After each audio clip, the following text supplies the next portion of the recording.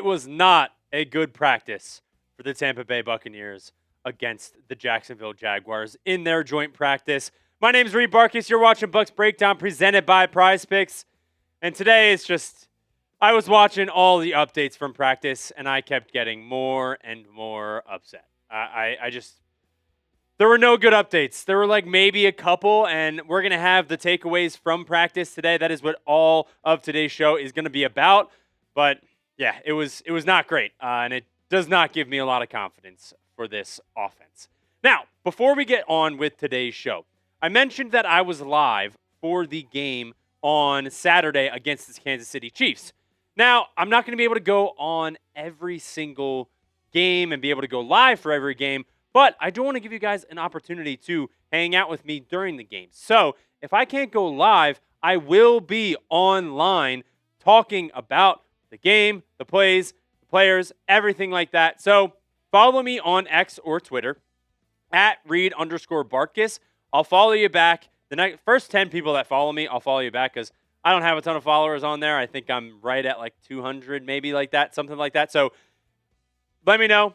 Follow me on Twitter. I'll follow you back. And then we have an Instagram as well, Bucs Breakdown IG. You can follow us over there. So I'm not always going to be live for the games, but you can hang out with me on social media. So give me a follow over there. All right, let's talk about the practices. Practice.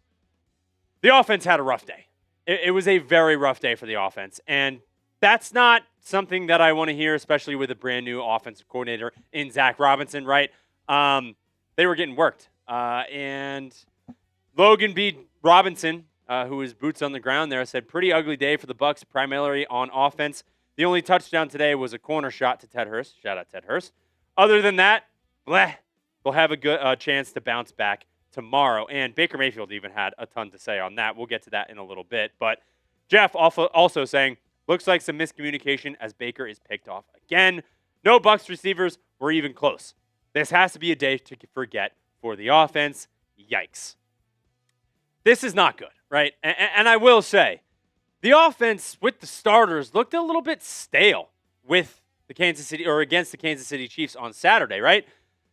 I would have liked to see a little bit more creativity. I think when talking about the staleness of it, there was a wide receiver screen to the left side to David Sills that went for no gain or loss of one.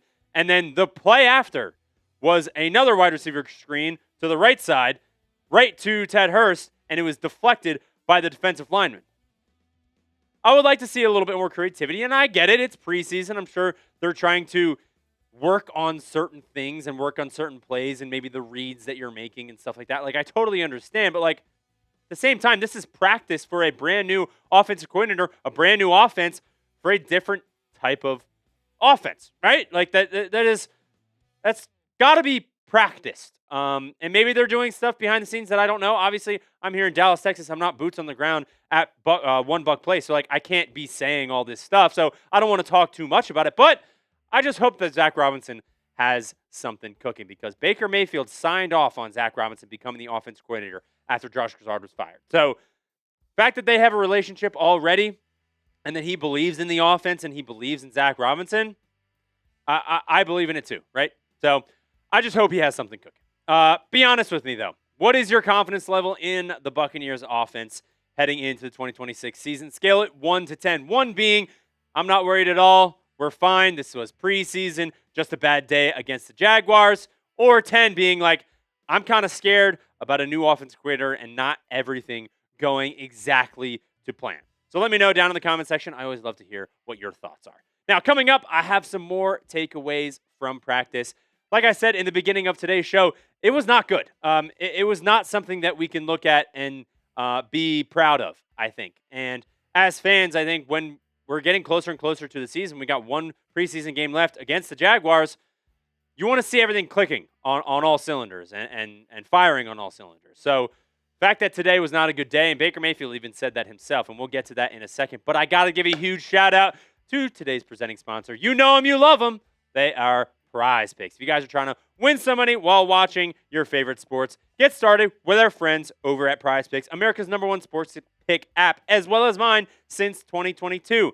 Now, like I said, you get a chance to win some money while watching your favorite sports. But if your favorite sports aren't on the TV right now, there's a lot of other things you can do to get going with Prize Picks. Now, the app is super simple to use. Just pick more or less on a few player stats and lock in your lineup. That is it. Football season is back, everybody.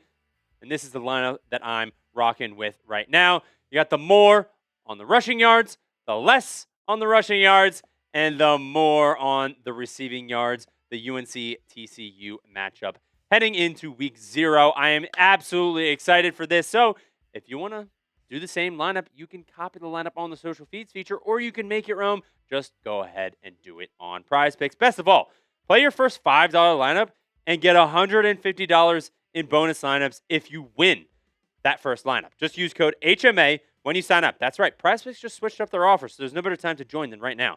Lock in and win that first lineup. That's code HMA at signup to get $150 in bonus lineups if you win your first $5 or more lineup. Prize Picks, code HMA. Download the app now.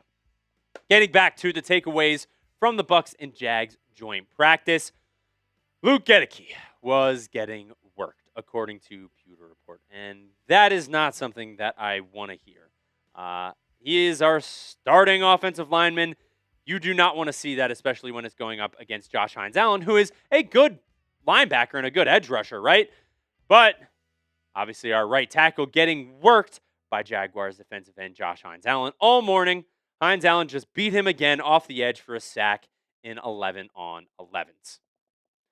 When it comes to the starting offensive line, I want them to be having that continuity. And I don't want to like scare anybody, but like going back to the Jets, like was David Bailey giving him problems? I know they fought, and I think that maybe took away from the idea that he could have been getting worked. He was getting worked a little bit by David Bailey, but like, did he really win those reps, or did the fight distract us? Like, was he giving him some problems? Is Luke Goedeke going to be more of that weakness on this offensive line? Like, obviously the left tackle is all set with Tristan Wirfs, but the right tackle spot, you know, we bring in Justin School, that veteran who has been with the organization before, and I'm a believer in Luke Goedeke. Like, I am. Like, this is a top 3, top 5 offensive line in the NFL. And Luke Goedeke last year, he had a 75.8 overall PFF grade. And I know PFF is not the all final say in anything of a player being good, but like, you know, he's above average when it comes to being. He let up 0 sacks last year. He had 7 penalties, but like, he's a good right tackle. I just want to see a little bit more from him, and I believe in him. I do, but I think seeing him getting worked by Josh Hines-Allen was not very fun. The update on there. So the other thing that I wanted to talk about as well, and Todd Bowles actually mentioned it after, is they played with more emotion than execution, which is not at all fun to hear. And I keep saying that, but it's like I said it in the beginning of the video, like it was not a good day at practice. And I think this is a day that Bucs fans and just the players in general just kind of want to scrap, throw it in the trash, and get ready for tomorrow and get a different play in. Because he said they got some good work in today, but thought they played with more emotion than fundamentals. There's a lot of technical stuff they need to work on and take some of the emotion out of it. Now, in some cases, I like this, right? But let's execute. Like, I love the energy. Obviously, those fights during the Jets practices and stuff, those were kind of fun, right? That energy, getting electric the first time you're being able to hit somebody outside of your own players. But, like, let's still get our jobs done. And I think Todd Bowles was sort of hinting at that of, like, we need to get better at playing with that energy, but also executing. Baker Mayfield even said, I alluded to this earlier, Baker Mayfield says players understand the new offense well, but need to bring a physicality that was lacking in today's practice with the Jaguars. So I think that emotional side of it of, you know, not executing exactly what you need to and not doing it at full speed, which is not great to hear. And I think last year, a lot of us know that, you know, it was those practices towards the end of the year were not very energized and not very upbeat, and I think that could have tied into how the season ended. But like at the same time, Logan talking about Alex Anzalone went at it with Ezra Cleveland, who may have taken a cheap shot while Anzalone was down. Anzalone gets up and pushes Cleveland, and then both teams go at it. Tyke Smith had to be held back from stepping in to help Anzalone. Now, I love the last part. Like, obviously, Tyke Smith getting in there, fighting for his brothers, but at the same time, we're still fighting. Like, yeah, it's fun against the Jets, and like, yeah, blah, blah, blah. But like, you can fight and have that energy, but execute and do your jobs. Pewter Report also saying DeMonte Capehart got in a heated fight, throws a punch at the Jaguars offensive lineman Wyatt Millen. So like a rookie doing it as well, like I am all for having that energy and getting in a couple scuffles, right? That's fun. Football, it's a violent game. But we've got to be better. And after practice, you're like, yeah, we've needed more physicality when there's fights and stuff. It's more emotional. So I think the physicality needs to be pointed towards executing your job on offense or defense. Defense was okay today. Like that wasn't the problem. It was more the offense. So let's be better, right? Todd Bowles also mentioned the starters are unlikely to play on Friday. He said it could change depending on how tomorrow goes. So we could get the starters again. But I would say with the last preseason game, I think just keep the backups in, see what you got. Let me see some more Jalen Daniels and see if he can actually prove to be the backup quarterback, which is our next topic that I want to talk about. Jalen Daniels, obviously the talk of the town right now. I just made a video about him. If you haven't already seen that, go watch that. It's the Buccaneers news that we want to see happen. At least I want to see happen. And that is being the backup quarterback. And guys, the conversation is being had because Jeff reporting Jalen Daniels is the first quarterback in after Baker Mayfield. Is Jake Browning's back hurting? Is he, sort of getting a little bit of a, his like, I know he gets hurt, but I don't know. And actually, I want to bring up a picture of Jalen Daniels from the last game of, guy looks good. He looks, like, not good. I'm talking about, like, he looks poised, comfortable, smooth in the pocket. That is what we want in a backup quarterback. And I get Browning has experience. I get it. There's a lot of conversation about this. I get he has the experience of being behind Joe Burrow. He has, extensive experience in very important games. But I want guys that make plays. Jalen Daniels makes plays. Jake Browning, he's fine. He's here. Jalen Daniels elevates that offense. I think so. And I think they do as well because he's taking second team reps, or he's the next quarterback after Baker Mayfield. I don't know. We'll have to see, right? So Jalen Daniels, I think he should be QB2. I've talked about it a lot on this show, but hey, last thing I want to talk about is Chris Godwin. Chris Godwin and his usage so far during OTAs, training camp, practice, joint practice. I think there's one when it comes to Chris Godwin, Baker Mayfield even said it. He said that he's back to the Chris Godwin that we know. I would love that. But this from Pewter Report today. Another one from Baker Mayfield to Chris Godwin for a first down over the middle of the field. That is a common theme with Baker Mayfield and Chris Godwin these past couple practices in OTAs and training camp. That's huge, right? Because I think Chris Godwin does his best work in the middle of the field. And I was like, you know what? How about we prove that? So this is his like reception map, where he caught most of his passes in 2025.